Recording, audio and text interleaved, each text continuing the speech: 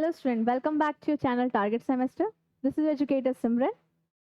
आज हम लोग स्टार्ट करने वाले हैं यूनिट थर्ड। आपके एसेंशियल्स ऑफ मैनेजमेंट सब्जेक्ट का यूनिट थर्ड आपका स्टार्ट होने वाला है।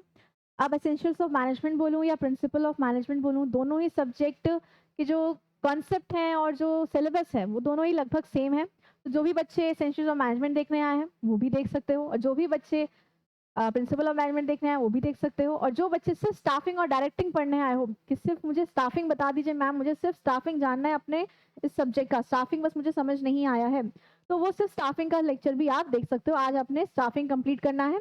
बेसिकली आपके यूनिट थर्ड में दो टॉपिक आते हैं, स्टाफिंग एंड डायरेक्टिंग, इसलिए यहाँ पर दोनों टॉपिक लिखा गया है, स्टाफिंग एंड डायरेक्टिंग। अब staffing and directing unit third में है, तो यूनिट फर्स्ट और सेकंड मैम कंप्लीट हो गया है क्या? तो जी हाँ, आपका यूनिट फर्स्ट एंड सेकंड जो है, फर्स्ट एंड सेकंड यूनिट जो आपका एसेंशियल्स ऑफ मैनेजमेंट का है, प्रिंसिपल ऑफ मैनेजमेंट का है, उसको कंप्लीट कर दिया गया है। वो कंप्लीट हो चुका है, जिसमें हमने बहुत ही चीज़ें पढ़ी थी। फर्स्ट यूनिट में हमने बेसिक इंट्रोडक्शन पढ़ा था अपने मैनेजमेंट का, सारे कंसेप्ट वहाँ पर क्लियर कर दिए गए थे। जितना भी इवोल्यूशन आया था मैनेजमेंट का, classical approach, new classical, modern approach, जो भी थ्योरीज हमारे ऑथर्स ने दी है, उन ऑथर्स के थ्योरीज के बारे में हमने देख लिया था। नेक्स्ट यूनिट आपका अब जो भी फंक्शन है, फंक्शन ऑफ मैनेजमेंट स्टार्ट हुआ था। तो फंक्शन ऑफ मैनेजमेंट में जितने भी फंक्शंस आपके हैं, फंक्शन ऑफ मैनेजमेंट शॉर्ट में लिखूंगी, ठीक। तो फंक्शन ऑफ मैनेजमेंट हमने प्लानिंग पढ़ लिया है पूरी तरीके से, जितना भी आपके सिलेबस में हमने प्लानिंग पढ़ लिया, और साथ ही साथ ऑर्गेनाइजिंग भी कंप्लीट हो चुका है, ठीक। तो ये आपके यही आपके यूनिट सेकंड में थे, ये दोनों हो चुके हैं। यूनिट फर्स्ट में बेसिक इंट्रोडक्शन था। तो आज जो हम स्टार्ट करने वाले हैं वो है आपका यूनिट थर्ड। यूनिट थर्ड में हम पढ़ने वाले हैं स्टाफिंग एंड डायरेक्टिंग। अब ये देख के लग रहा होगा ना कि यस मैम, ये जो हमारा पूरा यूनिट है, आपने सही बताया था जब हमने सिलेबस डिस्कशन किया था, तो तभी मैंने बताया था कि आपका जो पूरा ये सिलेबस है, एसेंशियल्स ऑफ मैनेजमेंट या प्रिंसिपल ऑफ मैनेजमेंट, आपका ये पूरा सिलेबस आपके यही फंक्शन ऑफ मैनेजमेंट को डिस्ट्रीब्यूट करते हुए है। तो यूनिट 2 में प्लानिंग ऑर्गेनाइजिंग हो गया, यूनिट 3 में स्टाफिंग डायरेक्टिंग हो गया, एंड लास्ट यूनिट में आपके बच्चे जो भी आपके फंक्शंस हैं क्या थे, planning, organising, staffing, directing, controlling and lastly coordinating. ये आपके इतने फंक्शंस थे।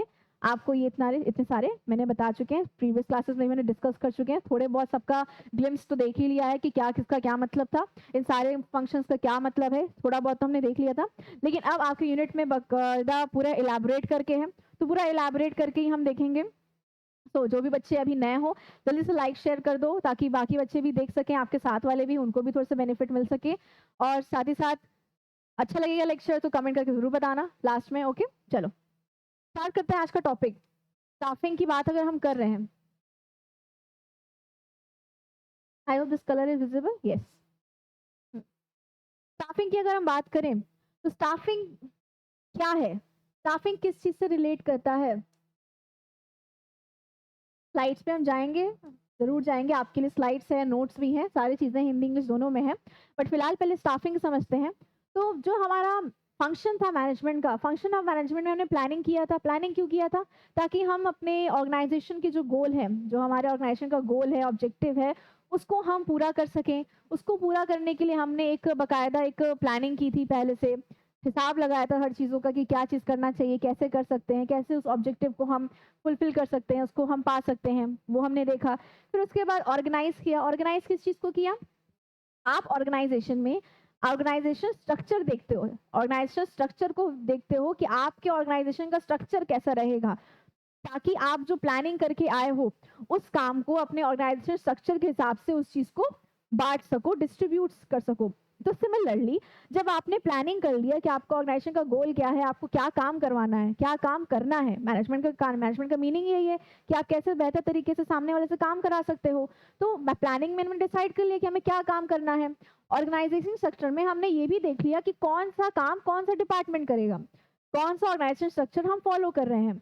हम फंक्शनल ऑर्गेनाइजेशन स्ट्रक्चर फॉलो कर रहे हैं, लाइन ऑर्गेनाइजेशन स्ट्रक्चर फॉलो कर रहे हैं, line and staff organisation structure follow कर रहे हैं, किस टाइप का ऑर्गेनाइजेशन स्ट्रक्चर हम फॉलो कर रहे हैं, वर्टिकल फ्लो में चल रहा है, एक वर्टिकल फ्लो चल रहा है कि हॉरिजॉन्टल फ्लो चल रहा है, ये किस तरह का ऑर्गेनाइजेशन स्ट्रक्चर है। जिसको भी समझ नहीं आ रहा है कि मैं क्या क्या वर्ड बोल रही हूँ, तो मैं ये ऑलरेडी पढ़ा चुकी हूँ, आप लोग जरूर से जाके देख लेना, उसमें ऑलरेडी आपके पास अपलोडेड है ऐप पे, उस पर जाके देख लेना, ये सारी चीज डिटेल में वहां पर कवर कर दी गई है। ओके, लेकिन तो स्टाफिंग में क्या था, अब वही जो हमने अभी ऑर्गेनाइजेशन स्ट्रक्चर अभी प्रीवियस लेक्चर में देखा है कि स्टाफ ऑर्गेनाइजेशन स्ट्रक्चर बन गया, किस टाइप का हो, चाहे हॉरिजॉन्टल स्ट्रक्चर हो, वर्टिकल स्ट्रक्चर हो, मैट्रिक्स का हो, मैट्रिक्स में फंक्शनल और प्रोजेक्ट वाले मैच सेम कर दिए जाते हैं, फंक्शनल बेसिस पे भी काम करते हैं और प्रोजेक्ट बेस पे भी काम करता है ऑर्गेनाइजेशन।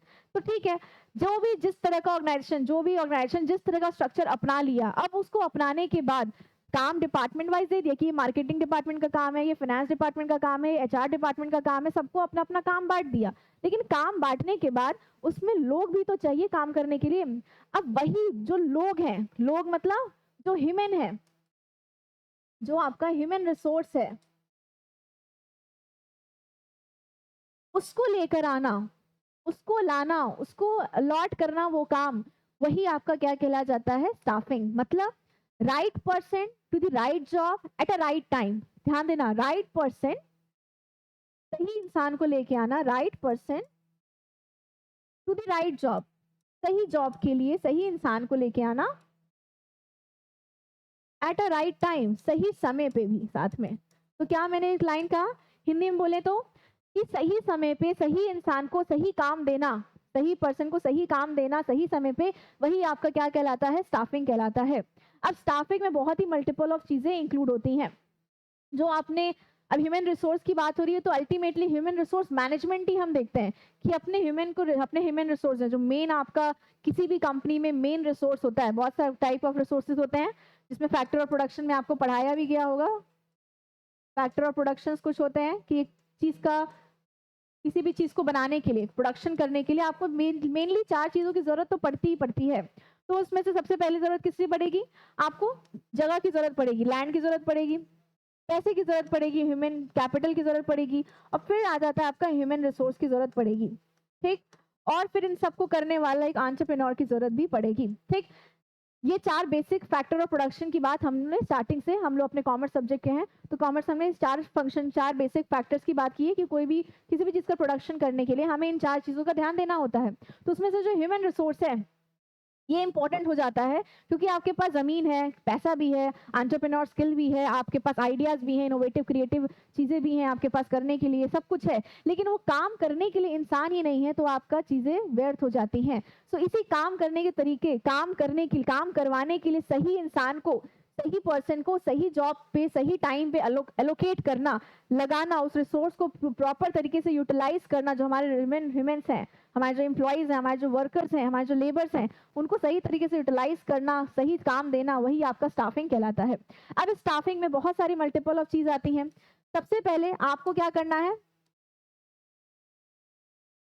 मैन पावर प्लानिंग करनी है। मैन पावर प्लानिंग मतलब मैन पावर आपके ह्यूमन रिसोर्स की बात करता है। तो मैन पावर प्लानिंग करनी, कितने लोगों की हमको जरूरत है, सबसे पहला काम तो ये हो गया, कितने लोग की जरूरत है। पहले आप ये देखो स्टाफिंग में क्या क्या आता है, मैं भी ये बता रही हूँ। ठीक, कितने लोग की जरूरत है हमें ये देखना है। दूसरा, अब उन लोगों को बुलाने के लिए आपको एक रिक्रूटमेंट देना पड़ेगा। रिक्रूटमेंट मतलब सिंपली आप कॉल करते हो, एज अ वैकेंसी आप निकालते हो, फॉर्म निकालते हो, अपना अपॉइंटमेंट लेटर, अपॉइंटमेंट के लिए एप्लीकेशन निकालते हो। तो एप्लीकेशन लेटर निकालना एक तरीके से रिक्रूटमेंट कहला गया। ठीक, अब रिक्रूटमेंट आ गया, बहुत सारे लोगों ने एप्लीकेशन फॉर्म भर दिया, बहुत सारा एप्लीकेशन आपके पास आ गया। अब उन एप्लीकेशन में से कुछ लोग को आप टेस्ट लोगे। ठीक, टेस्ट लिया, टेस्ट लोगे, टेस्ट लेने के बाद एक मान लो एक प्री टेस्ट लिया, फिर एक दूसरा मेन टेस्ट लिया, फिर उसके बाद इंटरव्यू लिया। तो ये 3 स्टेप में आपने सेलेक्ट किया। तो ये जो 3 टेस्ट में आपने क्या किया, जो भी एप्लीकेशन आए थे उसमें से आपने छांटा है, आपने सिलेक्शन किया है। तो नेक्स्ट रिक्रूटमेंट के बाद कौन सा प्रोसेस हो जाएगा, सिलेक्ट करने का, सिलेक्शन करने का प्रोसेस हो गया। ठीक, अब सिलेक्शन करने के बाद दूसरा कौन सा प्रोसेस आता है, सिलेक्शन करने के बाद आपने वैकेंसी आपने निकाली थी, बहुत सारे एप्लीकेशंस आए, एप्लीकेशंस आने के बाद आपने टेस्ट लिए, इंटरव्यू लिया, आपने सेलेक्ट किया, सेलेक्ट कर लिए। तो सेलेक्ट करने के बाद आपका मेन काम क्या है, अब जो भी पर्सन को आपने सेलेक्ट किया है वो किस काम के लिए सुटेबल है, जो भी उसका जॉब डिस्क्रिप्शन के हिसाब से जितने भी लोगों को आपने बुलाया, जॉब डिस्क्रिप्शन पढ़ के जितने भी लोग आप आए, इंटरव्यू दे, आपने उसमें सेलेक्ट किया, तो वो पर्सन अब किस काम के लिए, किस पोस्ट के लिए एलिजिबल है, तो उसको वहां पर क्या करना होगा, आपको प्लेस करना होगा। तो वही आ जाता है आपका क्या, प्लेसमेंट। ठीक, प्लेसमेंट के साथ ही साथ आता है, आप प्लेस कर देते हो किसी भी इंसान को। एक शॉर्ट समरी बता दे रही हूँ स्टार्टिंग में, फिर डिटेल में आगे चलेंगे। प्लेसमेंट करने के बाद आप क्या करते हो, सामने वाले का इंडक्शन करते हो। इंडक्शन बोलो या ओरिएंटेशन बोलो, सेम है। ओरिएंटेशन मतलब, इंडक्शन मतलब क्या हो गया, आप उस एम्प्लॉय नए एम्प्लॉय जो आपने अपॉइंट किया है उसको अपने कल्चर के बारे में बता रहे हो, अपने ट्रेडिशन के बारे में बता रहे हो, अपने वर्क एनवायरनमेंट के बारे में बता रहे हो, सबसे इंट्रोड्यूस करवा रहे हो, तो उसको आप क्या कहते हो, इंडक्शन एंड ओरिएंटेशन। फिर आ जाता है आपका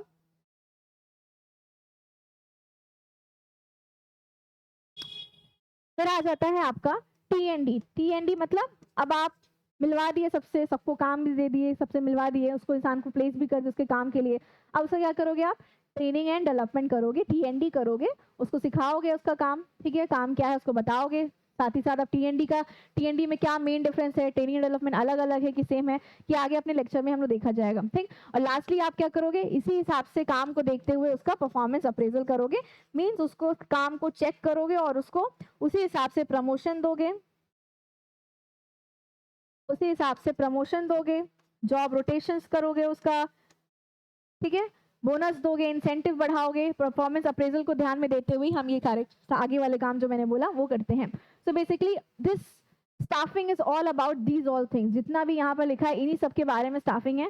लेकिन अब एक एक करके हम इसका डेफिनेशन पढ़ेंगे, मीनिंग पढ़ेंगे, एज जैसे आपका सिलेबस में दिया है, जिस तरीके से आपके सिलेबस में दिया है तो उसमें डेफिनेशन है, मीनिंग है, डिस्क्रिप्टिव पेपर है, तो आपको ये सब जानना भी जरूरी होगा, ठीक। Okay, so start with our introduction of staffing. Introduction क्या है, चलो डेफिनेशन स्टार्ट करते हैं। डेफिनेशन क्या लिखा है, staffing is the managerial function of obtaining, developing and maintaining the competent workforce. वही कहा ना मैंने, जो कॉम्पिटेंट है, जो बेहतरीन है, जो केपेबल है, उसको ले आना, उसको डेवलप करना और उसको मेंटेन करना, वर्कफोर्स को अच्छा करना, जो काम करने वाले लोग हैं उनको लेकर आना, अच्छे अच्छे लोगों को अपने ऑर्गेनाइजेशन में रखना, इसको छांटना, यही क्या कहलाता है, स्टाफिंग कहलाता है। To fill various position in the organisation, जो भी वेरियस पोजीशंस हैं, जो भी काम करने वाले हैं, मार्केटिंग में हो, फाइनेंस में हो, एचआर में हो, प्रोडक्शन में हो, सेल डिपार्टमेंट में हो, एडवर्टीजमेंट डिपार्टमेंट में हो, अदर जितने भी डिपार्टमेंट है, इन्वेस्टमेंट डिपार्टमेंट अलग से हो, बहुत सारे अलग अलग डिपार्टमेंट हो, जो भी डिपार्टमेंट हो, उस डिपार्टमेंट में जो भी काम है, उस काम के लिए आप सामने वाले पर्सन को लेके आ रहे हो, उसको सिखा रहे हो, अपॉइंट कर रहे हो, तो सैलरी दे रहे हो, ऐसे ह्यूमन रिसोर्स अपने यहाँ रख रहे हो, वही आपका क्या कहलाता है, स्टाफिंग। यहाँ लिखा भी, it concern with putting the right person in the right job at the right time. बहुत इंपॉर्टेंट कोटेशन है, याद रखना, इतना याद रहेगा तो स्टाफिंग का मतलब कभी नहीं भूलोगे कि आपको सही पर्सन को सही जॉब पे और सही टाइम पे रखना है, तो वही आपका स्टाफिंग कहलाता है। Recognise as a distinct function of management alongside planning, organising, directing. जो भी आपका ये अदर फंक्शंस हैं, प्लानिंग जरूरी है, ऑर्गेनाइजिंग भी जरूरी है, डायरेक्टिंग तभी कर पाओगे जब आप डायरेक्ट किसको करना है, इन्हीं को तो डायरेक्ट करना है, ये जो आपने ह्यूमन रिसोर्स लेकर आए हो इन्हीं को तो डायरेक्ट करना है, वही तो काम करने वाले लोग हैं, तो उनको डायरेक्ट करने के लिए इसलिए इसको क्या कहा गया, डिस्टिंक्ट फंक्शन है। डिस्टिंक्ट मतलब एक क्लियर फंक्शन है जिसको करना ही करना है, इंपॉर्टेंट फंक्शन है, ओके, जिसकी वजह से बाकी के अगर ये डायरेक्टिंग और कंट्रोलिंग आप कर पाओगे, ओके। चलो नेक्स्ट क्या है, नेचर ऑफ स्टाफिंग। स्टाफिंग होता कैसा है, स्टाफिंग किस नेचर का होता है, ओके। सो स्टाफिंग किस नेचर का होता है, मैनेजरियल फंक्शन। सबसे पहला तो यही है कि वो मैनेजरियल फंक्शन है, ओके। मैनेजर फंक्शन कैसे है, क्योंकि आपके फंक्शन ऑफ मैनेजमेंट में इसको एक इंपॉर्टेंट पार्ट माना गया है कि आप प्लानिंग ऑर्गेनाइजिंग करो, उसके बाद आपको स्टाफिंग करना है, लोगों को लेके आना है, ह्यूमंस को लेके आना, और ह्यूमंस जो है हर एक कंपनी के इंपॉर्टेंट तो हर एक कंपनी का इंपॉर्टेंट पार्ट होते हैं, ह्यूमन रिसोर्स, बहुत एम्प्लॉइज जो हैं, वर्कर्स जो हैं, लेबर्स जो हैं, बहुत इंपॉर्टेंट होते हैं। तो ये हर लेवल ऑफ मैनेजमेंट में, चाहे वो टॉप लेवल मैनेजमेंट हो, मिडिल लेवल मैनेजमेंट हो, चाहे लोअर लेवल मैनेजमेंट हो, तीनों लेवल ऑफ मैनेजमेंट में इंपॉर्टेंट पार्ट रोल करता है, इंपॉर्टेंट रोल प्ले करता है, ओके। फिर क्या होता है, परवेसिव है। परवेसिव मतलब क्या हो गया कि यूनिवर्सल है, हर जगह है, हर जगह, जैसे कि हर ऑर्गेनाइजेशन, किसी भी तरीके का ऑर्गेनाइजेशन हो, किसी भी तरीके का ऑर्गेनाइजेशन स्ट्रक्चर आप फॉलो कर रहे हो, कुछ भी, चाहे वो बिजनेस हो, गवर्नमेंट ऑर्गेनाइजेशन हो, या नॉन गवर्नमेंट ऑर्गेनाइजेशन हो, या एनजीओ हो, ठीक है, ये सारे, इन सब जगह ये आपका जो स्टाफिंग मेथड है वो यूज होता ही होता है। जिस तरीके से आप प्लानिंग करोगे, जिस तरीके से आप ऑर्गेनाइजिंग हर जगह जरूरी है, उसी तरीके से आपका जितने भी फंक्शन आपको मैं पढ़ा रही हूँ, फंक्शन ऑफ मैनेजमेंट आप पढ़ रहे हो, उसमें जितने भी फंक्शंस हैं वो कहीं ना कहीं इम्पॉर्टेंट है ही, और सबका जो नेचर है, जो नेचर अगर पढ़ रहे हो, कैरेक्टरिस्टिक्स फीचर पढ़ रहे हो आप, वो सेम ही है। वो यहाँ पर भी मैनेजर फंक्शन में आता है, सारे फंक्शंस आते हैं, पर वैसे वो सब भी होते हैं, प्लानिंग भी हर जगह होता है, हर एक जगह पे होता है। हम और आप भी प्लानिंग कर रहे हैं, ऑर्गेनाइजिंग भी हर जगह करना पड़ता है, हर चीज़ों को ऑर्गेनाइज करना पड़ता है, ऑर्गेनाइज स्ट्रक्चर बनाना पड़ता है हर एक जगह को। कोई बिजनेसमैन है, कंपनी है, फर्म है, गवर्नमेंट एजेंसी है, नॉन गवर्नमेंट एजेंसी है, कुछ भी हो, ठीक। साथ ही साथ ये क्या है, कंटिन्यूस एक्टिविटी है। कंटिन्यूस एक्टिविटी जब तक ऑर्गेनाइजेशन है, जब तक एक कंपनी है, ऑर्गेनाइजेशन है, इंस्टीट्यूट है, तब तक ये स्टाफिंग का प्रोसेस, लोग आएंगे और लोग जाएंगे, और आपको ये मेथड कंटिन्यूस करना पड़ेगा। हर साल वैकेंसी आएगी, हर साल लोग भरेंगे, उसमें से कुछ सेलेक्ट होंगे, फिर नेक्स्ट ईयर आएगी, तो ये कंटिन्यूस प्रोसेस है, कंटिन्यूस एक्टिविटी है। फिर क्या है, पीपल सेंटर्ड है। क्यों पीपल सेंटर्ड है ये, क्योंकि हम स्टाफिंग में बात ही कर रहे हैं किसकी, ह्यूमन रिसोर्स की बात करें। तो ह्यूमन रिसोर्स की बात करें तो मतलब ये मटेरियल रिसोर्स कोई नहीं है, ये कोई सामान नहीं है। Human resource is not a thing, कोई सामान नहीं है ये क्या है, ये अपने में एक पीपल सेंटर्ड है। पीपल सेंटर्ड मतलब लोगों से संबंधित है, ये ह्यूमन से संबंधित है। वहां पर फिर हमें उनकी नीड्स को भी देखना पड़ता है, उनके रिक्वायरमेंट्स को भी। एक बार आपका एम्प्लॉय आपके ऑर्गेनाइजेशन में ज्वाइन कर लिया, आपको वो दे रहा है, अगर वो आपकी कंपनी के लिए अपना पूरा अपने लाइफ टाइम दे रहा है, अपना लाइफ का समय दे रहा है, एनर्जी दे रहा है, तो एक तरह से कंपनी की भी एक लाइबिलिटी बनती है या एक रिस्पॉन्सिबिलिटी बनती है कि वो भी अपने जो भी ह्यूमन रिसोर्सेज हैं, उसके कंपनीज के एम्प्लॉयज़ हैं, वर्कर्स हैं, लेबर्स हैं, उनके जो बेसिक नीड हैं, जिसमें हमने स्टार्टिंग में पढ़ा था मास्लो नीड हायरार्की थ्योरी, जो बेसिक नीड्स हैं उसको भी पूरा करना चाहिए। ये हमारे ऑर्गेनाइजेशन की एक ड्यूटी बन जाती है, तो इसलिए इसको कहते हैं people centred. Okay, and lastly क्या है, गोल ओरिएंटेड, जिसका मतलब है ensure optimum utilisation of manpower for organisation goal. हम अल्टीमेटली जो भी चीज़ कर रहे हैं, जितना भी फंक्शन ऑफ मैनेजमेंट हम पढ़ रहे हैं, वो क्यों पढ़ रहे हैं, ताकि हम अपने ऑर्गेनाइजेशन गोल को फुलफिल कर सकें। तो अल्टीमेटली सारे जितने भी फंक्शन हैं, चाहे प्लानिंग, ऑर्गेनाइजिंग हो, डायरेक्टिंग, कंट्रोलिंग हो, स्टाफिंग हो, ये सारे ही सारे ऑर्गेनाइजेशन के गोल को ही डिपेंड करते हैं, और उसके सही तरीके से यूटिलाइजेशन करने के लिए सारे फंक्शन काम करते हैं। तो इसलिए ये क्या है, गोल ओरिएंटेड भी है। ओके, नेक्स्ट आपका टॉपिक आता है इंपॉर्टेंस ऑफ स्टाफिंग। अब क्यों जरूरत पड़ी हमें स्टाफिंग करने की, क्या नीड है हमें स्टाफिंग करने का। तो it helps in efficient utilisation of human resource. सही तरीके से, बेहतर तरीके से हम, जैसे कैसे बेहतर तरीके से, क्योंकि इसके आगे जितना भी चीज़ हमको पढ़ने वाले हैं, जो उसका प्रोसेस जो मैंने स्टार्टिंग में बताया है कि हम मैन पावर कितना हमको चाहिए, ये हम डिसाइड कर रहे हैं। इसका इट मीन्स कि हम ना ही ज्यादा लोगों को अपने पास भर रहे हैं, और ना ही किल्लत होने वाली हमारे पास लोग करने के लिए, कि एक ही इंसान 10 काम कर रहा है या 10 लोग एक ही काम कर रहे हैं। तो ये चीज़ ना हो, इसलिए आपको स्टाफिंग क्या करता है, हेल्प करता है कि चीज़ें जो हैं वो बेहतर तरीके से सब में ऐसे इक्वली बढ़ जाए, ताकि किसी एक के पे ज्यादा बर्डन भी ना हो, और कोई सारे लोग एक ही काम ना कर रहे हो जिससे टाइम वेस्ट हो रहा हो, ठीक, कंपनी का टाइम वेस्ट हो रहा है, मनी वेस्ट हो रहा है, ऐसा भी ना हो। तो इसलिए ये इंपॉर्टेंट हो जाता है, ताकि आप अच्छे से यूटिलाइज कर सको, एक पर्सन की जितनी भी कैपेबिलिटी है उसको बेहतर तरीके से यूटिलाइज कर सको। ओके, नेक्स्ट क्या है, build job satisfaction and moral. अब ये क्या करता है, जॉब सेटिस्फैक्शन और मोरल डेवलप करता है। एम्प्लॉयज जो है, अगर उनको कहीं से किसी काम को करने से अच्छा लग रहा है, तो उनको सेटिस्फैक्शन नहीं मिलेगा, और आप उनको मोटिवेट कर रहे हो, उनको इंसेंटिव दे रहे हो, बोनस दे रहे हो, टाइम टू टाइम अप्रेजल दे रहे हो, जो मैंने कहा था परफॉर्मेंस अप्रेजल दे रहे हो, उनके काम को देख के आप उनको इंसेंटिव दे रहे हो, बोनस दे रहे हो, अप्रेज कर रहे हो उनको। अप्रेज करना, चाहे रिवॉर्ड देके, चाहे रिवॉर्ड बाय काइंड देके, बाय कैश देके, किसी भी तरीके से आप उसको खुश कर रहे हो अपने एम्प्लॉय को, तो उससे क्या मिल रहा है, उसको जॉब सेटिस्फैक्शन मिल रहा है, और अल्टीमेटली उसका मोरल जो है वो, मनोबल जो है वो बढ़ रहा है। नेक्स्ट क्या है, ensure future growth through man power planning. Future growth की तरफ हम चल सकते हैं, कैसे चल सकते हैं, क्योंकि हमने क्या कहा कि हमें जितने लोग चाहिए, जो काम करने के लिए जिस तरीके का लोग चाहिए, जिस तरीके का इंसान चाहिए, जो स्पेशलाइजेशन चाहिए, उस तरीके का इंसान अगर हम लेकर आ रहे हैं, तो कहीं ना कहीं हमारे कंपनी का फ्यूचर ग्रोथ डेफिनेटली होगा ही होगा। ओके, नेक्स्ट क्या है, इम्प्रूव प्रोडक्टिविटी एंड एफिशिएंसी। सभी लोग आएंगे, मैंने स्टार्टिंग में जो लाइन कहा था कि right person to the right job at the right time, सही टाइम पे सही इंसान सही काम करेगा, तो अल्टीमेटली आपकी जो एफिशिएंसी है, प्रोडक्टिविटी है, वो इंक्रीज करेगी। नेक्स्ट क्या है, provide stability to an organisation. ये एक स्थिरता देती है, स्टेबिलिटी देती है, स्टेबल करती है आपके ऑर्गेनाइजेशन को, क्योंकि अगर लोग जितने अमाउंट में, जितने जितने नंबर्स में चाहिए हो उतने नंबर्स में हो तो काम सही तरीके से बटेगा, सही तरीके से बटेगा तो कोई केओस नहीं होगा, कोई किसी से लड़ाई नहीं करेगा, कोई कॉन्फ्लिक्ट नहीं होगा, सब अपना काम बेहतर तरीके से करेंगे। तो इससे क्या होगा, ऑर्गेनाइजेशन में एक स्टेबिलिटी आ सकेगी, क्योंकि फ्यूचर प्लानिंग भी हम करके चल रहे हैं, फ्यूचर मैन पावर की कितनी जरूरत है वो भी देख के चल रहे हैं, तो स्टेबिलिटी आपकी पहले से ही मेंटेन रहेगी। तो ये था आपका क्या, इंपॉर्टेंस ऑफ स्टाफिंग। ओके, तो आगे बढ़ने से पहले जो भी बच्चे अभी रह गए हो, बैच नहीं लिए हो, आप देख रहे हो कि यूनिट 3 हम पढ़ रहे हैं। तो एलयू फर्स्ट सेमेस्टर क्लासेस कब से चल रही हैं, 2 यूनिट कंप्लीट हो चुके हैं, 3rd यूनिट आपका नेक्स्ट आपका स्टार्ट हो चुका है। सो अभी भी जो बच्चे हो जो अभी तक एनरोल नहीं किए हो तो जल्दी से आके एनरोल कर लो। 100% कवरेज सिलेबस आप देख ही रहे हो, सारे यूनिट जो है, सारे सब टॉपिक जो है वो कवर करते जा रहे हैं।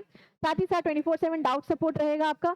कैसे रहेगा, क्योंकि आप व्हाट्सएप लिंक आपके डिस्क्रिप्शन में दिया होगा, उसको जाके आप अगर ऐड ऑन कर लोगे, अपने आप को उसमें ऐड कर लोगे, तो आपके जितने भी डाउट्स हैं वो क्लियर होते जाएंगे। ठीक है, लास्टली आपके 3 एजुकेटर हैं, आपके स्क्रीन पे दिख रहे हैं, मुझे तो आप देख ही रहे हो, बाकी 2 लोग से भी आप देखे होगे, जानते होगे पहले से ही। चलो अब हम स्टार्ट करने वाले हैं क्या, प्रोसेस ऑफ स्टाफिंग, जो मेन आपका ये आज का टॉपिक है। सारा डिटेल में पढ़ लिया, स्टाफिंग क्या होता है, नेचर क्या होता है, इंपॉर्टेंस क्या होता है। नेक्स्ट आपका आता है कि प्रोसेस ऑफ स्टाफिंग क्या है। तो स्टार्ट होता है आपका प्रोसेस किससे, मैन पावर प्लानिंग, जो कि मैंने पहले ही बताया था, जो भी मैंने स्टार्टिंग में लिखा था वही आपका क्या हो जाता है, प्रोसेस हो जाता है। ओके, तो फर्स्ट आया था आपका मैन पावर प्लानिंग। ठीक, मैन पावर प्लानिंग के बाद आपका नेक्स्ट क्या है, रिक्रूटमेंट, फिर selection, placement and orientation, training development, performance appraisal and compensation promotion. अब अगर एक साथ ऐसे बताया जाए तो अगर आप इमेजिन भी कर पाओ, तो अगर आपको, आप एक कंपनी चला रहे हो तो सबसे पहले आप क्या एनालाइज करोगे उसमें कि मुझे कितने लोग की जरूरत है। ठीक, कितने लोग, कितने मैन पावर की जरूरत है मेरे पास, उसको आप डिसाइड करोगे। ठीक, कितने मैन पावर चाहिए आपको, तो forecasting man power need, number and type of employees required, कितने भी नंबर में और कितने तरीके के, कितने तरीके का मतलब कि जिस तरीका का आपका जॉब डिस्क्रिप्शन होगा, जिस तरीके का आपका जॉब डिस्क्रिप्शन होगा, डिस्क्रिप्शन में क्या रहता है कि क्या आपका जॉब, मतलब आप किस तरीके का जॉब, आप किस तरीके का पोस्ट जो है उसके बारे में बताते हो कि ये पोस्ट है, ये रिक्वायरमेंट्स है, ये आपका क्वालिफिकेशन होना चाहिए, ये सारी चीजें आप बता रहे हो, तो जॉब डिस्क्रिप्शन दे रहे हो। और साथ ही साथ आपको कुछ कोई स्पेशलाइजेशन चाहिए, कोई स्पेशलाइजेशन चाहिए तो उसका जॉब स्पेशलाइजेशन भी बताना, ये दोनों चीज बताना, ऑर्गेनाइजेशन किस तरीके का है, कितना, कितने एम्प्लॉयज चाहिए, किस टाइप का पोस्ट आप निकाल लो, किस पोस्ट के लिए आपको पर्टिकुलर इंसान चाहिए, जो भी ह्यूमन चाहिए, आप उसके बारे में बता रहे हो, उस पोस्ट के बारे में बता रहे हो, ताकि आप एनालाइज कर पाओ कि टोटल हमको कितने परसेंट, कितना पोस्ट, कितना वैकेंसी किस पोस्ट के लिए निकालना है। नेक्स्ट क्या आ गया, रिक्रूटमेंट करना, मतलब अट्रैक्टिंग सुटेबल कैंडिडेट्स, जो भी सुटेबल कैंडिडेट्स हैं आप निकालोगे, वैकेंसी निकालोगे, वो लोग अपने आप भरेंगे। ठीक है, और अगर आप नया बता रहे हो तो नया कर रहे हो तो आपको थोड़ा सा प्रमोशन भी करना पड़ेगा। सुटेबल कैंडिडेट्स को ढूंढना आपका ये रिक्रूटमेंट वाला काम आ जाता है। तो अभी बस ढूंढ रहे हो, सर्च कर रहे हो। ठीक, जो सर्च कर रहे हो खुद से और जो आ रहा है, जैसे कि कंपनीज क्या है, कॉलेज में जाती हैं, कॉलेज प्लेसमेंट देता है ना, तो कॉलेज में जाती हैं एम्प्लॉयज को देखने, मतलब स्टूडेंट्स को इंटरव्यू लेने, अपने जो भी उनको जिस भी तरह का मैन पावर प्लानिंग किए रहते हैं, जितने भी नंबर ऑफ एम्प्लॉयज चाहिए होते हैं, उस हिसाब से अपनी वैकेंसी निकालते हैं और कॉलेज में जाके प्लेसमेंट के लिए जाते हैं इंटरव्यू लेने। तो ये काम भी रिक्रूटमेंट में ही आता है। फिर रिक्रूटमेंट कर रहे हैं, रिक्रूटमेंट आ गया, जितने लोग एलिजिबल थे उन्होंने रजिस्टर कर लिया, एप्लीकेशन फॉर्म भर दिया, एप्लीकेशन फॉर्म आ गया सबके पास। अब एप्लीकेशन फॉर्म को या तो डायरेक्ट सेलेक्ट करो कि उसमें से कौन सा एप्लीकेशन, जैसे रेज्यूम होता है ना, उस रेज्यूम आपने भेज दिया, रेज्यूम में से डायरेक्ट देखा गया है कि कौन किसका रेज्यूम ज़्यादा अच्छा है, रेज्यूम के हिसाब से भी सिलेक्शन हो सकता है, छोटा अगर कोई फॉर्म है तो। अगर थोड़ा सा और लेवल अच्छा है तो फिर वो क्या करेगा, रिज्यूम बुलाकर और फिर डायरेक्ट इंटरव्यू के लिए बुलाएगा। ठीक, रिटन पेपर नहीं होगा। लेकिन जिससे गवर्नमेंट अगर वैकेंसी निकाल रहा है तो वो कुछ रिटन पेपर भी लेगा, एप्टीट्यूड हो गया, फिर उसके बाद आपका इंटरव्यू ले। या तो एक ना पेपर से बैंकिंग है, बैंक पहले प्री टेस्ट लेती है, प्री एग्जाम होता है, फिर मेंस होता है, फिर देन इंटरव्यू होता है, या इंटरव्यू नहीं होता है फिर क्लर्क वाले में। तो अकॉर्डिंग टू दी ऑर्गेनाइजेशन, जिस भी तरह का ऑर्गेनाइजेशन है अपने हिसाब से सिलेक्शन प्रोसेस रख सकती है, चेंज कर सकती है। तो choosing the most suitable candidate, जब आप बढ़िया से बढ़िया कैंडिडेट को, सुटेबल कैंडिडेट को चूज करते हो, सेलेक्ट करते हो, उसी को क्या कहते हैं, सिलेक्शन प्रोसेस। नेक्स्ट आता है प्लेसमेंट एंड ओरिएंटेशन का। वही मैंने कहा, आपने सिलेक्शन कर लिया तो अब जिस भी काम के लिए आपने, जिस भी इंसान को, पर्टिकुलर इंसान को सिलेक्ट किया है, उसको उस काम के लिए प्लेस करना, और साथ ही साथ ओरिएंटेशन मतलब introducing employee to the organisation, introduction करना, इंट्रोड्यूस कराना अपने कल्चर के हिसाब से, अपने कल्चर को बताना, ट्रेडिशन को बताना, टाइमिंग बताना, वर्क एनवायरनमेंट के बारे में बताना, एम्प्लॉयज़ जो अदर प्रीवियस एग्जिस्टिंग एम्प्लॉयज़ हैं उनको इंट्रोड्यूस कराना, उनसे इंट्रोड्यूस कराना, ये सब काम किस में आ जाता है? आपके ओरिएंटेशन या इंडक्शन भी कहते हैं, उसमें आ जाता है। ठीक, तो असाइनिंग ड्यूटीज एंड इंट्रोडक्शन मतलब प्लेसमेंट एंड ओरिएंटेशन। नेक्स्ट आता है टीएनडी। अब टीएनडी की बात करें तो टीएनडी में डिफरेंस है, ट्रेनिंग क्या है और डेवलपमेंट क्या है। ऐसे तो आगे स्लाइड आएगा, नहीं चलो छोटा सा डिफरेंस यही बता देती हूँ। ट्रेनिंग और डेवलपमेंट में मेन डिफरेंस क्या है? ट्रेनिंग क्या होता है? स्पेसिफिक होता है। क्या होता है? टीएनडी साथ में यूज होता है, लेकिन हल्का सा डिफरेंस है। क्या है? ट्रेनिंग क्या होता है? स्पेसिफिक होता है, एक स्पेसिफिक टास्क को सिखाया जाता है और उससे क्या होता है? वो काम बस पूरा होता है। ठीक, वो काम पूरा करने के लिए उस स्पेसिफिक चीज को सिखाया जाता है, स्पेसिफिक टाइम पीरियड का होता है, वो होता है आपका ट्रेनिंग, जनरली शॉर्ट टर्म होता है। ठीक, और जो डेवलपमेंट होता है वो आपका ओवरऑल डेवलपमेंट की बात करता है। ओवरऑल जब आपका डेवलपमेंट होता है जिसमें आपका खुद का नॉलेज, खुद की नॉलेज और स्किल इनहैंस होती है, स्किल इनहैंस होता है, नॉलेज और स्किल बढ़ता है आपका, तो फिर वो किस में आ जाता है? आपके डेवलपमेंट में आ जाता है। तो अगर वापस एक लाइन में बोलूं, ट्रेनिंग का मतलब सिंपली होता है एक पर्टिकुलर जॉब के बारे में उस सामने वाले पर्सन को सिखाना, बताना, उसको उस काम के लिए रेडी करना, वो आ गया आपका ट्रेनिंग। ठीक, ट्रेनिंग करेगा, काम सीखेगा, उससे भी उसका डेवलपमेंट होगा। लेकिन ओवरऑल ट्रेनिंग के आगे जब डेवलपमेंट लगाते हैं तो मतलब कुछ अलग से चीजें सिखाना जो उसके काम का पार्ट नहीं है, लेकिन उसको कुछ अलग से चीज सिखाया जा रहा है, उसके नॉलेज को बढ़ाया जा रहा है, उसके स्किल को अलग से बढ़ाया जा रहा है इस एम्प्लॉय को, तो फिर वो क्या हो जाता है? Overall development of that employee हो जाता है। तो ट्रेनिंग और डेवलपमेंट में इतनी सी फर्क है। अब ट्रेनिंग कैसे होता है? तो ट्रेनिंग में बहुत सारे मेथड है, तो आगे जो हम लोग नेक्स्ट टॉपिक पे अपने एक एक करके सब पढ़ेंगे। मैन पावर प्लानिंग, रिक्रूटमेंट, अभी तो प्रोसेस बता रही हूँ ना, हल्का फुल्का ले रही हूँ, उसके बाद एक एक करके सारे टॉपिक्स को पढ़ेंगे, तो सब चीज को हम एक एक करके देखेंगे। ओके, तो ट्रेनिंग एंड डेवलपमेंट क्या था? Improving knowledge, skill and ability, जो भी उसकी नॉलेज है उसको इंप्रूव करना, क्योंकि वो कुछ तो क्वालिफाइड इंसान है तभी वो सेलेक्ट हुआ है। अब सेलेक्ट होने के बाद जो उसको काम दिया गया है, जहाँ उसको प्लेस किया गया है, उस काम के बारे में थोड़ा सा उसको सिखाना, थोड़ा सा बताना, उसके नॉलेज को और एनहांस करना, स्किल को और बढ़ाना, इसकी एबिलिटी जो है, कैपेबिलिटी जो है उसको इंक्रीज करना, उसी को क्या कहते हैं? Training and development. एंड फिर आ जाता है आपका परफॉर्मेंस अप्रेजल, जिसमें हमने देखते हैं ट्रेनिंग डेवलपमेंट दे दिए, सामने वाला पर्सन अपना काम कर रहा है, काम कर रहा है, काम हो रहा है, अब क्या कर रहे हैं हम? परफॉर्मेंस अप्रेजल कर रहे हैं। कैसे कर रहे हैं? अप्रेजल का मतलब ही होता है टू चेक, याद रखना, टू चेक। अप्रेजल मतलब आप चेक कर रहे हो, ध्यान दे रहे हो, इवैल्यूएट कर रहे हो अपने एम्प्लॉयज के परफॉर्मेंस को। एम्प्लॉयज के परफॉर्मेंस को जब हम इवैल्यूएट करते हैं, देखते हैं, इसके भी बहुत सारे टेक्निक्स हैं कैसे इवैल्यूएट किया जा सकता है, अलग अलग तरीके से इवैल्यूएशन होता है परफॉर्मेंस अप्रेजल का। तो आप इवैल्यूएट कर रहे हो, चेक कर रहे हो अपने एम्प्लॉयज की कैसे वो काम कर रहा है, उस अकॉर्डिंगली उसको क्या कर रहे हो? उसको इंसेंटिव दे रहे हो, बोनस दे रहे हो, प्रमोशन दे रहे हो, कंपेंसेशन दे रहे हो। लास्ट में आ गया ना, रिवॉर्डिंग एंड मोटिवेटिंग एम्प्लॉय। कैसे रिवॉर्ड करोगे, कैसे मोटिवेट करोगे, कैसे उस एम्प्लॉय को अपने पास रिटेन रखोगे? अप्रेजल देखकर उसको सही काम कर रहा है तो उसको आप प्रमोशन तो दे ही रहे हो, उसको सब चीज कर रहे हो, लेकिन साथ ही साथ अपने एम्प्लॉय को अगर रिटेन करना है आपको, तो कहीं ना कहीं उसको आपको एक्स्ट्रा बेनिफिट देना पड़ेगा। एक्स्ट्रा बेनिफिट आ जाता है, फ्रेंच बेनिफिट की बात करते हैं हम। एक्स्ट्रा बेनिफिट उसी तरह दिलाता है कि आप किसी भी तरह का कंपेंसेशन दे रहे हो, ठीक, उसको लीव दे रहे हो, एक्स्ट्रा लीव दे रहे हो, सर्टेन लीव्स बने हुए हैं कि हमारी कंपनी इतना लीव देती है, इस चीज के लिए लीव देती है, तो थोड़ी फैसिलिटी उसको दे रहे हो, ठीक, और कंपेंसेशन दे रहे हो, प्रमोशन कर रहे हो, उसका रिवॉर्ड दे रहे हो, बोनस दे रहे हो, रिकॉग्नाइज कर रहे हो उसको अवार्ड देकर, बाय काइंड या बाय कैश। इस तरीके से अगर करो तो वो एम्प्लॉय क्या करेगा? आपके पास रिटेन रहेगा, आपके पास रुका रहेगा, किसी और कंपनी में छोड़ के नहीं जाएगा, क्योंकि आपने यहाँ ट्रेनिंग डेवलपमेंट में यहाँ खर्चा कर रहे हो भाई। तो जब जो भी कंपनी है अगर खर्चा कर रही है, ट्रेनिंग डेवलपमेंट सामने वाले पर्सन का कर रही है, तो वो इसी उम्मीद से करती है कि ये जो सिखाया है मैंने उसे, वो मेरे कंपनी में वापस से अपना नॉलेज स्किल जो है वो उसको लगाएगा। तो इस वजह से आपको ये दोनों चीज भी करना इंपॉर्टेंट हो जाता है, performance appraisal, compensation and promotion. ठीक, तो ये था आपका क्या? Process of staffing. I hope clear हो गया होगा, इसमें कोई डाउट नहीं बचा होगा। पूरा स्टाफिंग का जितना नेचर था, क्या इंपॉर्टेंस है, क्या प्रोसेस है, ये तीनों चीजें आपके पास एकदम से क्रिस्टल क्लियर हो चुके होंगे, कोई इसमें दिक्कत नहीं होगा।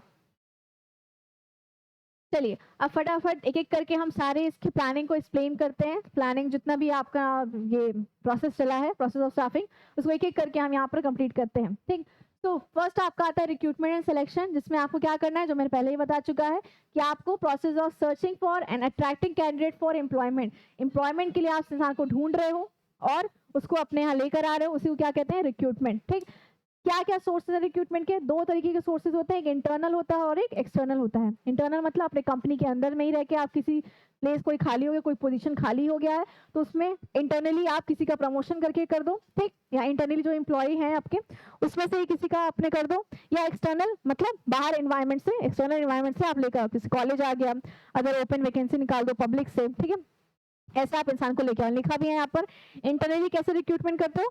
प्रमोशन करके कोई एक अपर पोस्ट खाली थी तो उसके लोअर वाले में से जो भी कैपेबल इंसान है उसको उस पोस्ट पे रख दो, ठीक, तो प्रमोशन हो गया।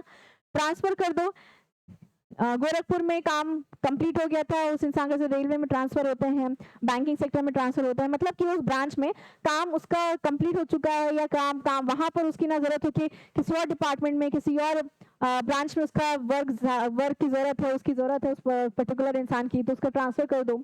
एम्प्लॉय रेफर कर दो। एम्प्लॉय रेफरल मतलब कि इंटरनली एम्प्लॉय रेफरल जैसे कि रेफरेंस के तौर पर, ठीक है, किसी के रेफरेंस है, इंटरनली जो एम्प्लॉय काम कर रहा है आपके यहाँ आपकी कंपनी में, उनमें से किसी ने कहा कि मेरे जान पहचान में ये पर्सन है, रेफर कर रहा हूं मैं उसको कि आप एक बार उसको आप लाके इंटरव्यू लेके देख लो, अगर वो सही हो तो आप उसको रख लो। तो किसी एम्प्लॉय के रेफरेंस से, किसी एम्प्लॉय के रेफरेंस से अगर आप किसी पर्सन को रिक्रूट करो तो किस रिक्रूटमेंट में आएगा? इंटरनल रिक्रूटमेंट में आएगा, ना कि एक्सटर्नल। ओके, नेक्स्ट आ जाता है आपका एक्सटर्नल रिक्रूटमेंट, जिसमें आप एडवर्टीजमेंट निकालो, ठीक, बकायदा आप उसका विज्ञापन करो, और फिर जो भी पब्लिक आ रही है वैकेंसी एप्लीकेशन जो भर रही है उसको बुलाओ।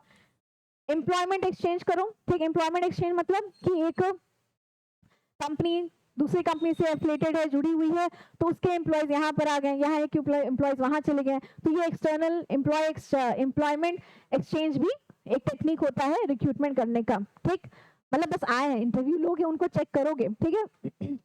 फिर कैंपस रिक्रूटमेंट जो आप सब जानते होंगे, कैंपस में जाके कॉलेजेस में जाके वहां पर पैनल बैठाओ, पैनल बैठाने के बाद फिर उनसे एप्लीकेशन फॉर्म भरवाओ, रजिस्टर जो लोग करेंगे, फिर उसके बाद सिलेक्शन प्रोसेस तो नेक्स्ट चलेगा। और जॉब पोर्टल, जॉब अपना जो आपका पोर्टल है, वेबसाइट है, वहां पर आप जितने भी जैसे लिंक्डइन हो गया, इन सबसे भी एफिलिएट किए हो तो वहां पर अपने जॉब के डिस्क्रिप्शन दे दो, वहां जितने भी आपके क्या कहते हैं उसको, इंटरेस्टेड कैंडिडेट्स होंगे वो उसको भर देंगे। ओके, तो ये था आपका सिलेक्शन का क्राइटेरिया, ठीक, सॉरी रिक्रूटमेंट का क्राइटेरिया।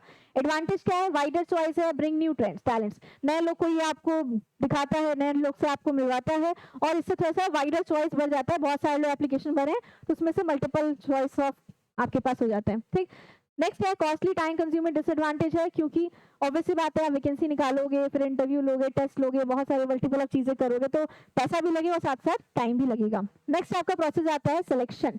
सिलेक्शन में क्या करते हैं? The process of choosing the most suitable candidate from the among application. जितने भी रिक्रूटमेंट में एप्लीकेशन भरे हैं उनमें से सबसे बेस्ट को चूज करना ही क्या कहलाता है? सिलेक्शन कहलाता है, ठीक। जिसमें आपका स्टेप आता है सिलेक्शन का, क्या है स्टेप?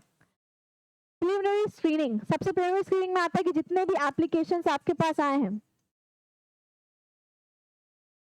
उनको सेलेक्ट करो, उनमें से सेलेक्ट करो। स्क्रीनिंग का मतलब स्क्रीनिंग करता है ना, एक देखा, दूसरा देखा, तीसरा देखा, स्क्रीनिंग कर रहे हैं, ठीक, तो उसको बस ऐसे स्क्रीन कर करके हटाओ। तो जो स्क्रीनिंग करके हटाने का मतलब कि जो आपने मिनिमम क्वालिफिकेशन दिया था, ठीक, कि ये मिनिमम क्वालिफिकेशन होना चाहिए, या ये चीजें होनी चाहिए, जो भी जॉब डिस्क्रिप्शन दिया था आपने, जॉब स्पेशलाइजेशन जो भी आपको चाहिए था, जिस भी पोस्ट के लिए जो भी चीज चाहिए था, अगर वो चीज उस एप्लीकेशन में लिखा हुआ ही नहीं है, ठीक, अगर वो बेसिक क्वालिफिकेशन ही उसमें नहीं है, तो आप उसको स्क्रीनिंग करके उस एप्लीकेशन है उसको सॉर्ट कर सकते हो, हटा सकते हो, और जो बचे हैं उनको फिर आगे लेके बढ़ सकते हो। तो सबसे पहले स्क्रीनिंग किया, फिर एप्लीकेशन फॉर्म किया, ठीक, फिर एम्प्लॉयमेंट टेस्ट किया। एम्प्लॉयमेंट टेस्ट देखोगे आप, ठीक, एम्प्लॉयमेंट टेस्ट जो भी वैरायटी ऑफ टेस्ट आप लेना चाहते हो, एक पेपर लो, 2 पेपर लो, डायरेक्ट इंटरव्यू लो, जिस भी तरह का टेस्ट लेना चाहते हो उस टेस्ट को लो।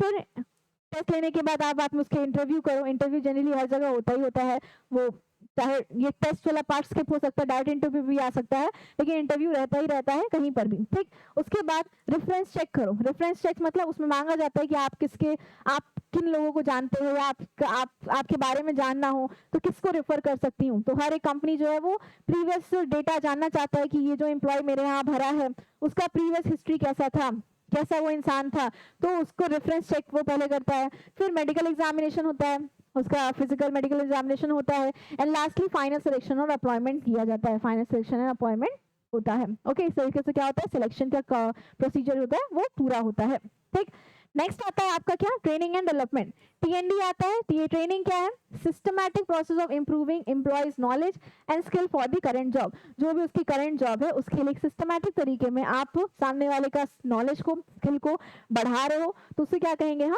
ट्रेनिंग। अब ट्रेनिंग कितने तरीके से होता है, 2 तरीके से होता है, याद रखना, on the job training end of the job training. On the job मतलब जॉब आपने दे दिया, ठीक, आपने उसको प्लेस कर दिया, उसको बता दिया कि उसने उसको क्या काम करना है। अब उस काम को बताने के बाद आप क्या कर रहे हो, मतलब क्या ऑन द जॉब मतलब उसको कोचिंग देके बता रहे हो, जैसे नॉर्मली जॉब मिल गया, अब उसको कोच किया जा रहा है, कोच है कोई, उसको गाइड कर रहा है, उसको बता रहा है कैसे क्या क्या करना है। वैसे तरीके से जॉब रोटेशन करके मतलब एक काम दिया, फिर बदल के दूसरा काम दिया, दूसरा काम सिखाया, फिर बदल के तीसरा काम दिया, तीसरा काम सिखाया, ऐसे अलग अलग काम अलग अलग टाइम पे देकर उस चीज को सिखाते रहना जॉब में रहते हुए, उसको क्या कहेंगे, जॉब रोटेशन। और फिर आता है आपका अप्रेंटिसशिप। अप्रेंटिसशिप मतलब सॉर्ट ऑफ इंटर्नशिप रहता है, ट्रेनिंग प्रोग्राम रहता है, जिसमें आप 6 महीने, साल भर का इंटर्नशिप देते हो, उसको सिखाते हो। कम थोड़ा सा सैलरी क्या होती है, वो कम रहती है, और एज अ ट्रेनर आप उसको रखते हो, एज अ ट्रेनी आप उसको रखते हो और सिखाते हो, तो उसको क्या कहेंगे, ऑन द जॉब ट्रेनिंग, जिसके लिए आपको थोड़ा बहुत सैलरी उसको देना पड़ता है। ठीक, ऑफ द जॉब क्या आ गया, अब ऑफ द जॉब मतलब आप अभी उसको जॉब पे प्लेस नहीं किए हो, उसको जॉब आप दिए नहीं हो, वो जिस काम के लिए असाइन हुआ है वो काम उसको बताए नहीं हो, ये सब आप काम नहीं किए हो। क्या होता है इसमें, क्लासरूम ट्रेनिंग, आप एक सेटअप बनाते हो, ठीक, क्लास है ये, ठीक है, जैसे क्लासरूम है ये, उसमें मैं आपको सिखा रही हूँ, बता रही हूँ, उस तरह से ट्रेन कर रही हूँ, नॉलेज आपका इनहांस कर रही हूँ, स्किल आपका बढ़ा रही हूँ, तो उस तरीके से आप कर रहे हो ट्रेनिंग, तो ऑफ द जॉब ट्रेनिंग में आएगा। नेक्स्ट, वर्कशॉप करा के, वर्कशॉप मतलब कुछ ऐसे कोई टॉपिक को लेकर आप बहुत सारे लोगों को एक साथ बैठा रहे हो, उसको उस बारे में बता रहे हो, वो वर्कशॉप करा के सिखा रहे हो उस काम को करना, कि कैसे वो काम किया जाए, प्रैक्टिकल उसमें प्रैक्टिकल चीजें उसमें दिखाई जाती हैं, जो भी चीजें जो काम के लिए उसको बुलाया गया था उस काम को प्रैक्टिकली करके दिखाना। वर्कशॉप मतलब करके दिखाना, सामने वाला सीख रहा है, ठीक, उसको वर्कशॉप कहेंगे। और रोल प्ले मतलब अलग अलग काम देना, रोल देना, कि आपका ये रोल है, आपको इस रोल का ये काम करना है, तो रोल प्ले करवाना। रोल प्ले क्या होता है, वो काम करते हुए में नहीं होता, काम करने से पहले, ऑफ द जॉब, काम अभी दिया नहीं गया है, काम कभी दिया नहीं गया, ऑफ द जॉब करके रोल प्ले करा के उसको सिखा रहे हो कि कैसे उस काम को बेहतर तरीके से किया जा सकता है, कि उसमें कोई गलती होती है उससे, अगर कुछ बहुत ही रियल लाइफ चीजें हैं, ठीक है, कि उसको जो काम है उसको एक्सटर्नल क्लाइंट से बात करना है, लोगों से बात करके अपने कंपनी को बढ़ाना है, या ऐसे क्लाइंट डीलिंग करनी है उसको, तो डायरेक्टली क्लाइंट के पास नहीं भेजोगे कि जा ठीक है बात करके आओ, ठीक है, फिर उसको क्या करोगे, पहले उसको ट्रेन करोगे, ऑफ द जॉब उसको रोल लोगे कि ठीक है आप ये पर्सन है,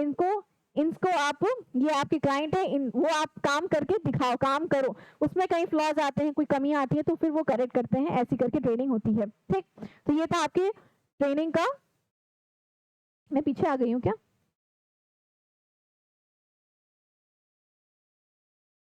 या कैसे हुआ है, हाँ ठीक है।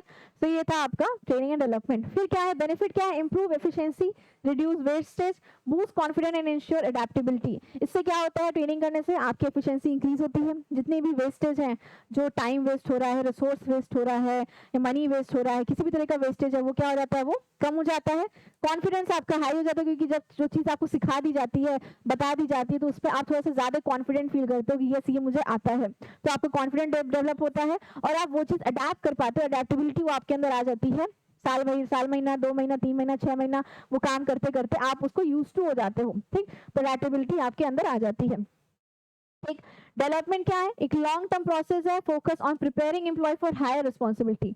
देख रहे हो ना, डेवलपमेंट क्या है, ओवरऑल आपका डेवलपमेंट करना, ओवरऑल आपका स्किल को बढ़ाना, जो काम आप कर रहे हो उसके बारे में नहीं है, जो आगे आपको दिया जा सकता है उसके बारे में आपको सिखाना, वो डेवलपमेंट कहलाता है। ठीक, एम्फसाइजेस ओवरऑल ग्रोथ, ये आपके ओवरऑल ग्रोथ को एम्फसाइज करता है, इंपॉर्टेंस आपको उस पर देता है।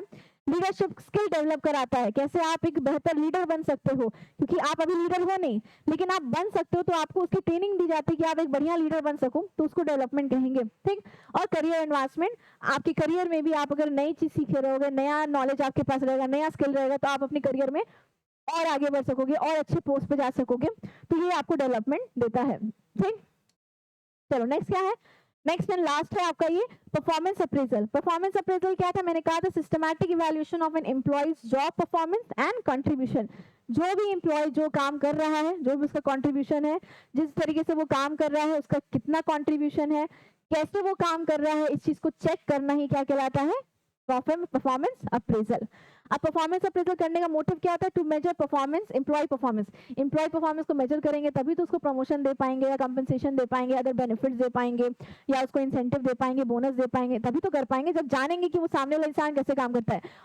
और परफॉर्मेंस अप्रेजल से जो एम्प्लॉयज है वो भी मोटिवेट होते हैं, जब वो देख रहे होंगे कि मुझे ये काम करने से ये चीज मिल रहा है या ये एक्स्ट्रा चीज हो रहा है, मेरा जो जॉब है, जो मेरा पोस्ट है वो इंक्रीज हो रहा है, तो उससे उनके अंदर भी मोटिवेशन आएगा ऑर्गेनाइजेशन के प्रति अच्छे से काम करना। तो ये आ जाता है, इसलिए ये इंपॉर्टेंट जाता है performance appraisal.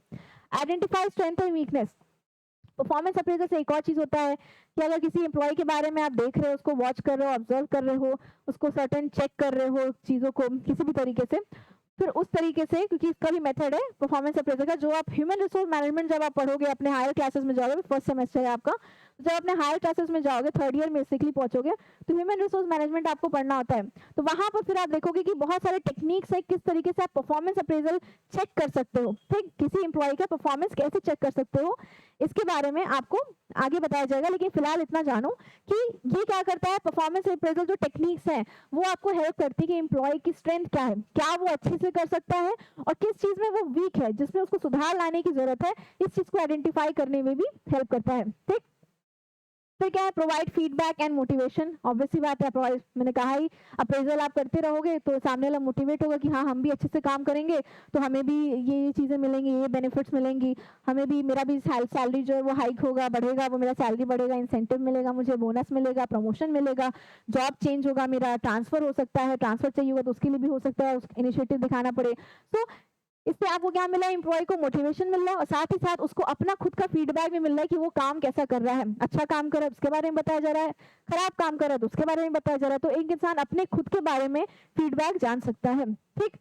To help in decision regarding promotion, transfer, training needs, ये भी मैंने कहा कि ये किस लिए हेल्प करता है, ताकि आपका प्रमोशन हो सके, ट्रांसफर हो सके और ट्रेनिंग की कितनी जरूरत है फ्यूचर में, अगर आप सही से काम नहीं कर पा रहे हो, सीख नहीं पाए हो, तो आपको फिर से ट्रेनिंग दिया जाएगा कि आप वो काम सही से कर सको। तो इसलिए परफॉर्मेंस अप्रेजल ह्यूमन रिसोर्स में सबसे इंपॉर्टेंट माना जाता है, क्योंकि इसमें बहुत सारी चीजों पे ध्यान दिया जाता है, ह्यूमन के सारे एस्पेक्ट्स पे ध्यान दिया जाता है। तो ये था आपका परफॉर्मेंस अप्रेजल। इसमें नेक्स्ट में नाम बस याद रखो, मेथड क्या क्या है अप्रेजल के, ट्रेडिशनल और मॉडर्न मेथड है। पहले रैंकिंग मेथड होता था, ग्राफिकल रेटिंग स्केल, चेकलिस्ट होता था। फिर नेक्स्ट मॉडर्न में 360 degree feedback, management by objective, behavioural anchored rating scale, ये सारे टेक्निक्स हैं जिसकी वजह से मैंने कहा ना टेक्निक्स के बारे में बताया जाएगा, जो कि मैं नेक्स्ट क्लास में बताऊंगी, क्योंकि ये सारे बहुत डिटेल में बताने होंगे, बकायदा एक पूरा लेक्चर जाएगा इसमें अप्रेजल के बारे में, जितने भी मेथड्स हैं, ट्रेडिशनल मेथड और मॉडर्न मेथड, जिसमें मैनेजमेंट बाय ऑब्जेक्टिव आप लोग पहले ही पढ़ चुके होंगे, जो जहाँ तक मुझे याद है कि मैनेजमेंट बाय ऑब्जेक्टिव किस तरीके से बनता है, स्मार्ट तरीके से आपको ऑब्जेक्टिव को सेट करना होता है, जिसमें क्या होता है, एम्प्लॉय और टॉप मैनेजमेंट या एम्प्लॉय और जो मैनेजमेंट है, तो टॉप मैनेजमेंट नहीं, एम्प्लॉय और मैनेजर जो है साथ में आते हैं, जो भी ऑर्गेनाइजेशन गोल है उसको फुलफिल करने के लिए साथ में डिसीजन लेते हैं, कुछ साथ में डिसाइड करते हैं क्या करना चाहिए, उसको क्या कहते हैं, मैनेजमेंट ऑब्जेक्टिव। और ये ऑब्जेक्टिव इस स्मार्ट तरीके से डिसाइड होता है, स्मार्ट का फुल फॉर्म मैंने बताया था, आई होप याद होगा आप लोग को। So this was all about today's lecture. Appraisal के मेथड्स के बारे में हमने नेक्स्ट लेक्चर में पढ़ेंगे हम, ठीक है, और डायरेक्टिंग स्टार्ट करेंगे, फिर उसके बाद नेक्स्ट लेक्चर में अप्रेजल के बारे में पढ़ेंगे, डायरेक्टिंग स्टार्ट करेंगे।